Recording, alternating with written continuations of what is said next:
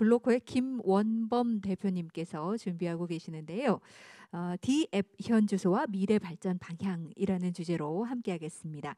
D앱에 대해서 알 수 있는 좋은 기회가 되지 않을까 생각되는데요. 김원범 대표님 강연 부탁드립니다. 예, 안녕하세요. 블로코 김원범입니다. 지금 제가 발표드릴 내용은 D앱이 현 주소와 미래 발전 방향이라는 내용인데요. D앱이 뭔지 간략하게 저희가 좀 알아보고 그 다음에 이제 어떤 방식으로 이게 발전하고 흘러갈지에 대해서 한번 의논해 보도록 하겠습니다. 먼저 D앱이 정의나 뭐 사전적인 내용에 대해서 이야기하기 전에 간략하게 좀 역사적인 부분에서 설명을 드리면은 일단은 뭐 D앱이란 이야기는 다들 들어보셨을 거고요. 어떻게 보면 D앱이란 용어 자체는 이제 이더리움의 스마트 컨트랙트 같은 게 이제 보급이 되면서 좀 공식적으로 운영이 됐다 보시면 될 것 같고요. 근데 이제 한편으로는 D앱 자체는 이더리움 전부터 항상 존재하고 있었고요. 어쨌든 블록체인 컨셉 이전에도 심지어는 비트토렌트나 유즈넷처럼 이제 좀 넓은 정의로는 항상 이제 어떻게 보면 인터넷과 같이 공존하던 그런 기술 중 하나라고 보시면 될 것 같고요. 좀 더 그 좁은 정의로 본다면은 이제 뭐 이더리움에 의하면은 그 튜링 컴플리트 해야 된다 뭐 이런 정의까지 이루어지는데 뭐 크립토키티를 포함한 뭐 유니스왑 같은 D앱 서비스라든지 이제 그런 몇 가지 서비스들이 시초가 됐다 보시면 될 것 같습니다. 아직까지 이제 그 점점 확산이 되고 자라나고 있는 이제 그런 개념이지만은 아직 이제 저희가 데이 투 데이로 그렇게 쓰는 앱은 뭐 카톡 같은 D앱은 없다 뭐 이렇게 이해를 하시면 될 것 같고요. 그리고 이제 뭐 D앱이 무엇이고 D앱이 무엇이 아닌가라고 설명하는 게 굉장히 이제 빡셉니다. 왜냐하면은 사람이 만든 시스템은 이제 인간이 만든 이상 뭔가 중앙화된 컴포넌트가 하나는 있을 수밖에 없고요. 결국 이제 D앱이 무엇이냐를 정의하려면은 뭐 공통된 특징들 가지고 그 이야기를 할 수밖에 없는데요. 대부분 이제 그 무엇인가의 피어 투 피어 그런 이제 분산화된 메커니즘이 이제 들어가 있고 이더리움의 비트코인 같은 DLT 분산 장부 저장 장소를 쓰는 경우가 굉장히 많고 대부분 오픈 소스다. 뭐 그렇게 이제 보시면 될 것 같고요. 그럼 D앱을 이제 왜 쓰냐? 뭐 D앱이란 게 도대체 뭐가 좋길래 이제 자꾸 D앱 거리냐? 뭐 장점을 좀 이야기해 보면은 오픈 소스, 오픈 오퍼레이션 공개적으로 운영이 되고 오픈 소스 방식으로 만들어진다. 그래서 단 한 사람 또는 하나의 운영 주체에 의해서 뭔가 이제 좌지우지되지 않는다. 뭐 그런 장점이 있고요. 뭐 예를 들면은 뭐 내가 카톡의 모든 뭐 대화 내역을 기록해놨는데 카카오톡이 갑자기 이제 저희 채팅 서비스 안 할래요. 한다면 이제 더 이상 그 대화 내역을 유지할 수 있는 방법이 없을 거잖아요. 근데 만약에 이제 카톡 같은 그 채팅 서비스가 D앱 방식을 만들어줬다면은 이제 그런 위험성 없이 어떻게 보면은 항시 존재하는 좀 공적인 서비스처럼 쓸 수 있다 그런 장점이 있고요. 그리고 이거는 조금 민감한 부분인데 그 디자인적으로 원칙적으로 이제 그 보안성이 그 강화가 된다 이제 그런 말이 있습니다. 이건 어떻게 보면은 이론적으로 안전할 수 있다라는 말인데 현실에서는 이제 그렇게 녹록지가 않죠. D앱 관련된 사고나 해킹 사고들이 일어나는 이유가 어떻게 보면은 그런 한계점에 대한 거긴 한데 어쨌든 그 원칙적으로 안전함을 이론적으로 원칙적으로 안전함을 도달하는 게 가능하다. 보안을 도달이 가능하다라는 게 장점 중 하나라고 볼 수가 있고요. 그리고 이제 뭐 디파이나 이제 이런 애들이 크게 자라났듯이 D앱끼리 이제 네트워크 효과로 상승작용을 가져갈 수 있다. 어떻게 보면은 그 오픈 API나 그런 이야기 많이 하긴 하는데 어쨌든 모든 게 오픈되어 있는 게 D앱이 특징이다 보니까 네트워크 효과를 누리기 쉽다. 뭐 그런 장점을 이야기할 수 있을 것 같고요. 그럼 D앱이 단점이 뭐냐? 뭐 그렇게 아무리 분산화를 한다 하더라도 아까 말씀드렸듯이 중화화될 수 있는 지점이 어딘가 있을 수밖에 없다. 그래서 D앱이 아니게 되는 이제 그런 사례들이 어쩔 수 없이 있을 수밖에 없다. 그리고 이더리움이나 비트코인 같은 이제 그런 분산 장부를 쓴 D앱 같은 경우에는 성능에 제약이 있을 수밖에 없다. 그리고 아마 가장 큰 부분일 건데 진입 장벽이 굉장히 높습니다. 아무래도 이제 굉장히 기술적인 관점에서 보급을 하고 어쩌면 그 아이디어나 기능을 테스트하려는 관점이 좀 더 많다 보니까 인터페이스가 굉장히 생소한 경우가 많이 있고요. 그리고 이제 사용자 관점에서의 그런 경험이나 그런 것보다는 기술이 먼저 좀 강조가 되는 그런 부분들이 있어서 너드들이나 해커들이 쓰는 이제 그런 굉장히 니치한 서비스라는 인식이 아직까지 많이 있고요. 그래서 어쩌면은 보급에 아직까지도 시간이 많이 걸린다. 뭐 그렇게 보시면 될 것 같습니다. 그래서 뭐 D앱들의 어떤 것들이 있냐? 현재 이제 가장 성공적이고 사람들이 좀 와닿기 쉬운 것 중에는 이제 게이밍 서비스 같은 게 있고요. 여기는 이제 뭐 최근에도 페이 투 원 서비스들이 좀 문제가 되긴 했는데 결국에는 이제 이 부분에서의 문제점 중 하나는 뭐 게임을 D앱으로 만든다고 해서 더 재밌어지느냐? 사실은 사람들이 그냥 돈 벌기 위해서 하는 거 아니냐? 뭐 그런 비판을 받기도 하고요. 이제 그럼에도 불구하고 여전히 좀 많이 어떻게 보면 확산이 되고 있는 영역 중 하나라고 보시면 될 것 같고요. 이 부분은 메타버스랑도 앞으로 연관이 좀 있을 수 있다고 보시면 될 것 같습니다. 그리고 이제 뭐 이 부분은 합법성에 좀 문제가 있긴 한데 그 갬블링, 그러니까 도박 영역에서도 굉장히 많이 쓰이고요. 뭐 사토시 다이스 같은 그런 서비스들은 이제 블록체인 초창기부터 존재를 했었죠. 뭐 갬블링이 인기가 있는 이유는 사람들이 도박을 좋아하기 때문에 뭐 그리고 불법적이기 때문에 여러 가지 있을 텐데 이 부분도 어떻게 보면 D앱들이 독보적인 영역은 아닌 게 대부분 이제 온라인 도박 서비스들이 암호화폐를 이제 도입을 하면서 굳이 이제 D앱으로서 동작할 필요가 있지는 않다. 뭐 그런 부분들이 좀 있을 것 같고요. 그리고 디파이 부분이 굉장히 핫하죠. 유니스왑이나 팬케이크스왑 그리고 이제 다른 그 서비스들을 이해하시면 될 것 같은데 어쩌면은 이 부분은 D앱 형태로 운영을 함으로써 이런 금융 서비스를 만드는 그런 의무나 책임 그리고 이제 규제로부터 좀 자유로울 수가 있기 때문에 뭐 빠르게 이제 뭔가 만들고 빠르게 이제 성장할 수 있는 그런 장점이 있었기 때문에 뭐 그런 게 있을 수 있을 것 같은데요. 현재로서는 가장 이제 성공적인 블록체인 어플리케이션 중 하나라고 보시면 될 것 같습니다. 그래서 이제 디파이 영역이 D앱에서는 현재 가장 중요하다. 그리고 제 생각에는 이제 앞으로 그 D앱들이 확장되는 방향이랑도 굉장히 연관이 돼 있다고 생각을 해볼 수 있을 것 같고요. 그리고 이제 메타버스 부분이 있는데 사실 이제 D앱과 메타버스가 어떻게 연계가 될지 완벽히 명확하지는 않습니다. 디파이처럼 뭔가 상승작용을 일으키면서 발전해 나갈 수도 있고 이제 다른 게이밍이나 이런 것처럼 좀 니치하게 그냥 끝나버릴 수도 있는데 이제 미래에 있는 일이기 때문에 그리고 메타버스 자체가 기술적인 성숙이 좀 더 필요한 영역이기 때문에 굉장히 어떻게 보면은 뭔가 이 단계에서 이야기하기는 이런 부분들이 있는데요.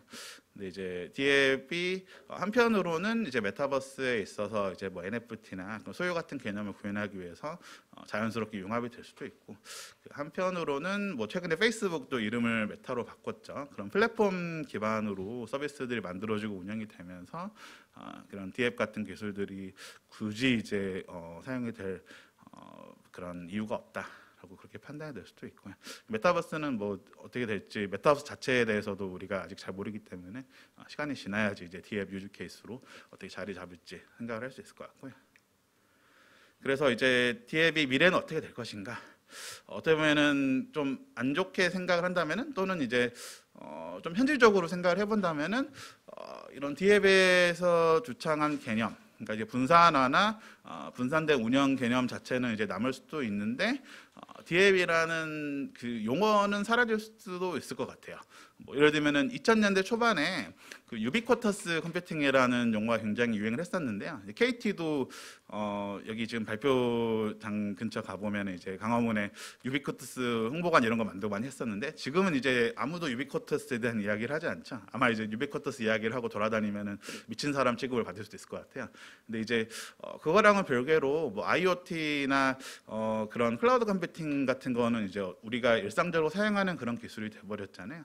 이게 어떻게 보면은 기술 자체가 뭔가 하나의 개념으로서 보급이 되고 뭔가 녹아들고 일상생활 속에 융합이 되다 보면은 사실은 이제 그 기술이 이름 자체가 별로 중요해지지 않는 그런 이제 그 미래도 생각해 볼 수 있을 것 같고요. D앱 자체가 너무나도 성공적이다 보니까 우리가 매일 이제 D앱을 쓰게 되고, 그리고 이제 굳이 이제 D앱이라는 용어 자체를 안 쓰게 되는 이제 그런 미래도 생각해 볼 수 있을 것 같습니다.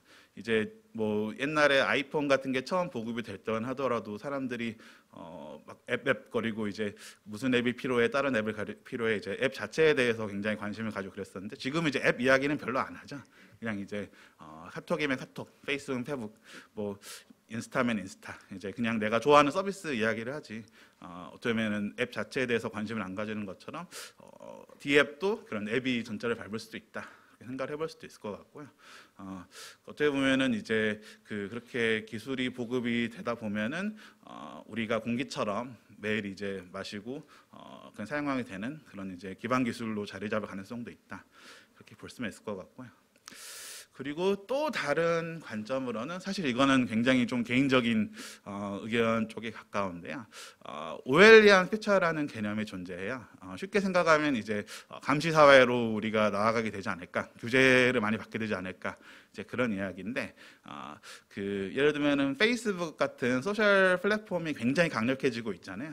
이제 그러다 보니까 뭐 카톡 같은 거도 마찬가지고, 정부 관점에서는 별로 그런 걸 좋아하지 않아요. 뭐냐면은 민간 업자들이 너무 강력한 힘을 가지고 플랫폼을 운영하면서 사람이 모든 것을 지배를 하게 되는데, 근데 플랫폼들 입장에서는 그게 어떻게 보면은 그런 성장 가능성을 제약하게 되는 뭐 한계점을 만드는 그런 단점도 있고요. 근데 이제 D앱들이 이러한 규제나 어쩌면은 그런 감시 사회가 도래했다 했을 때 그런 앱들이나 서비스들에 대한 규제를 어떻게 보면 우회하는 그런 이제 우회 기술로서 쓰이게 될 가능성도 있다고 볼 수 있을 것 같고요. 사실 이 경우는 이미 사례가 있다고 보시면 될 것 같습니다. 이제 인터넷 초창기에 뭐 이메일이나 토렌트나 이제 뉴스그룹처럼 단일 서비스나 서버에 의존하지 않는 그런 이제 분산 기술들이 존재했었는데, 뭐 페이스북이나 카카오톡을 차단한다고 하더라도 이메일을 차단하기는 어렵겠죠. 토렌트 같은 경우는 좀 더 다른 얘기긴 한데, 어떻게 보면은 페이스북 같은 경우는 이미 이제 리브라 프로젝트 같은 걸로 이런 블록체인이나 분산화하는 시도를 이미 한번 했다고 보셔도 좋을 것 같습니다. 혹시 이런 용어를 들어보신 적이 있을지 모르시겠는데, 더블 아이리시 위트 더치 샌드위치라는 이제 용어가 있어요. 어떻게 보면은 IP 기반으로 세금을 최대한 적게 내기 위해서 기업들이 쓰고, 그리고 이제 현재 그런 국제적인 세제 개혁이 되면서 좀 더 어려워지고 있는 그런 기업 구조 중 하나인데, 사실 이제 거대한 페이스북 정도 되는 이제 거대한 기업들이 되면은 어떻게든 세금을 한 푼이라도 안 내려고 굉장히 이런 정교하고 복잡한 기업 구조까지 시도할 정도로 많은 이제 노력을 기울이는데, 어떻게 보면은 페이스북이나 구글 같은 플랫폼 회사들이 D앱 구성을 가져가게 될 가능성도 있지 않을까. 그러니까 쉽게 생각하면은 페이스북이나 구글이나 카카오 같은 회사가 D앱으로 운영이 된다면은 그럼 세금은 누가 내게 될까? 세금을 누구한테 내야 될까? 뭐 이런 질문을 할 수가 있죠. 완벽하게 분산화된 서비스가 있다면은 사실 세금을 낼 일이 없겠죠. 예를 들면 우리가 이메일을 매일 쓰긴 하는데 이메일을 쓴다고 해서 세금을 내지는 않잖아요. 그런 것처럼 이제 완벽하게 분산화된 서비스 형태를 지향을 하고 어떻게 보면은 조금이라도 그런 규제나 세금 문제에서 자유로워지기 위한 노력의 가능성이 있다. 아마 이제 리브라 같은 경우도 그래서 어떻게 보면은 그런 국가 권력이나 규제에 의해서 탄압을 받았다라고 생각을 해볼 수도 있을 것 같고요. 어떻게 보면은 이게 일종의 무기 경쟁이 돼서 우리 입장에서는, 일반인들 입장에서는 굉장히 안 좋은 미래로 갈 수도 있을 것 같습니다. 만약에 이제 제가 말씀드린 것처럼 규제나 그런 세무적인 회피를 위한 D앱들이 늘어나고, 뭐 페이스북이 갑자기 자고 일어나니까 메타로 이름을 바꿨듯이 이제 페이스북 본사는 없애고 이제 다음 주부터는 저희는 D앱 형태로 운영을 하게 됩니다, 이렇게 발표를 한다면은 국가들 입장에서는 사실은 이걸 막을 수 있는 방법이 그런 좀 물리적인 접근을 차단하는 수밖에 없어요. 지금 뭐 우리나라 포함해서 중국, 러시아 몇몇 국가들에서는 이미 이제 인터넷 규제를 하면서 아예 서비스에 대한 차단을 하고 있는데, 만약에 이런 D앱들이 D앱화가 가속이 된다면은 이런 게 가속화가 될 수 있는 가능성도 있을 것 같고요. 그리고 이제 기존에 존재하는 분산화된 기술들도 어떻게 보면은 같이 규제를 받을 가능성도 있다. 라고 보시면 될 것 같은데요.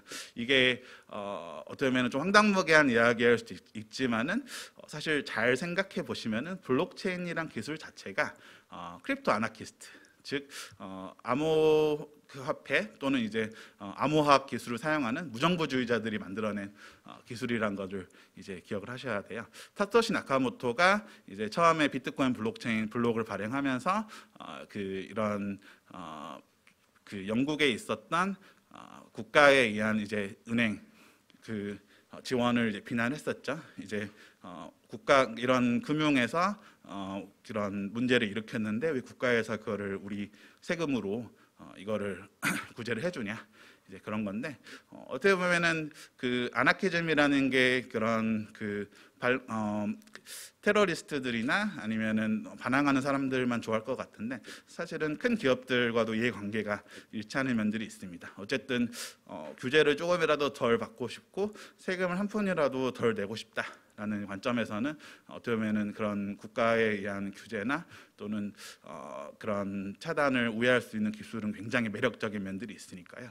그래서 이제 디앱이 미래가 아이러니하게도 이제 사이버펑크 같은 세계관에 나오는 메가 코퍼레이션, 그러니까 어떻게 보면은 국민들이 삶을 자제할 수 있는 너무나도 비대해지고 거대해져 버린 그런 기업들과 그리고 이제 암호 기술을 사용하는 그런 무정부주의자들 간이 어떻게 보면은 불행한 결혼 관계가 될 수 있다라고 저는 이제 그렇게 설명을 했는데 뭐 다른 식으로 생각하면 이제 지금 게임이나 영화에만 나오는 사이버펑크 세상이 이런 그 암호화폐 기술이 보급이 되면서 현실로 뭔가 다가오고 있는 걸 수도 있고 디앱들이 우리가 쓰는 그런 기술들이 미래일 수도 있다.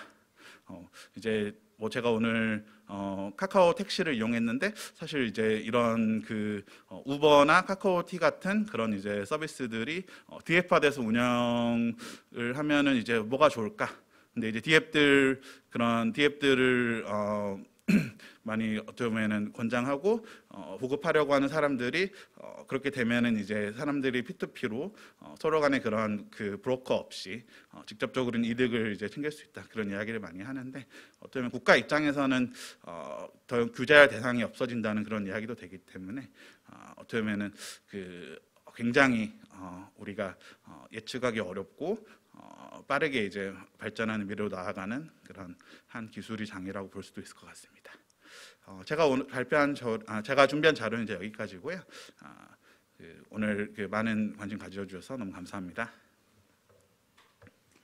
네, 고맙습니다. 블로커의 김원범 대표님께서 D앱에 대한 다양한 이야기들을 함께 나눠주셨습니다. 저희 컨퍼런스의 마지막 세션은 이렇게 블록체인으로 기반한 핫 서비스에 대해서 여러분께 전해드리고 있는데요.